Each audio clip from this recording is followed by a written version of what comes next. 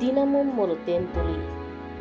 அவர்கள் போஜன பண்ணின பின்பு இயேசு சீமோன் பேதுருவை நோக்கி, யோனாவின் குமாரன் ஆகிய சீமோனே, இவர்களிலும் அதிகமாய் நீ என்னிடத்தில் அன்பாய் இருக்கிறாயா என்றார். அதற்கு அவன், ஆம் ஆண்டவரே, உம்மை நேசிக்கிறேன் என்பதை நீர் அறிவீர் என்றார். அவர், என் ஆட்டுக்குட்டிகளை மேய்ப்பாயாக என்றார்.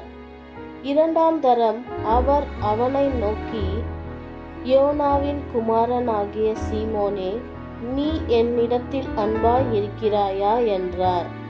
அதற்கு அவன், ஆம் ஆண்டவரே, உம்மை நேசிக்கிறேன் என்பதை நீர் அறிவீர் என்றான். அவர், என் ஆடுகளை மேய்ப்பாயாக என்றார். மூன்றாம் தரம் அவர் அவனை நோக்கி, யோனாவின் குமாரன் ஆகிய சீமோனே, நீ என்னை நேசிக்கிறாயா என்றார்.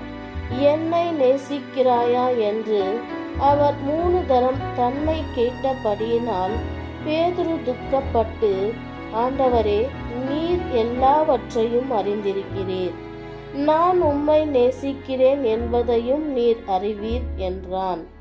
இயேசு, என் ஆடுகளை மேய்ப்பாயாக என்றார்.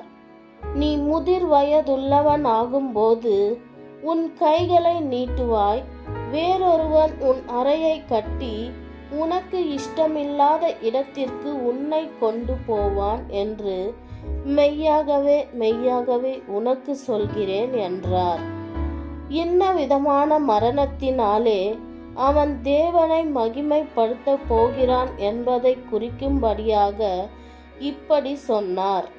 அவர் அதை சொல்லிய பின்பு அவனை நோக்கி, என்னை பின்பற்றி வா என்றார். ஆமேன்.